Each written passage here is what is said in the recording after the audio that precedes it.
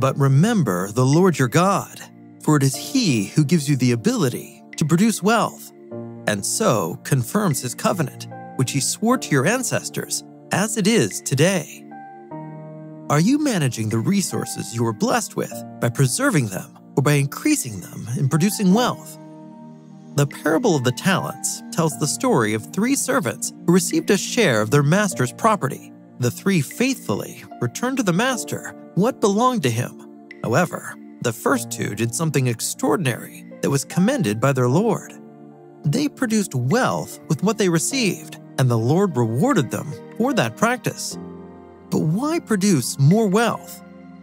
Well, the more wealth we produce, the greater our ability to help the needy and advance God's kingdom.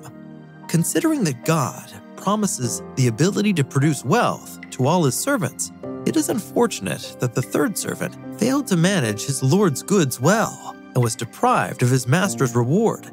As believers, we are responsible for what we have received from God and for what we can produce.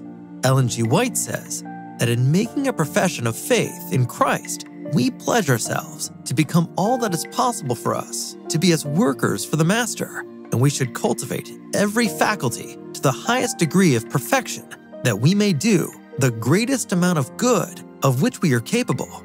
Growth in all areas of life and participation in the production of resources is a divine assignment with the purpose of doing the greatest amount of good to others and God's kingdom. This responsibility will lead us to reassess our giving patterns, often requiring courage, strength, perseverance, and self-discipline. It is a daily, uphill journey. However, no one has to be discouraged or quit. God's promise still stands. He gives us the ability to produce wealth. Let us require it from Him. Through our faithful giving, we are called today to be a greater source of blessing, growing our resources to their real potential. As we worship God with our tithe and promise, may we put our desires last and God first.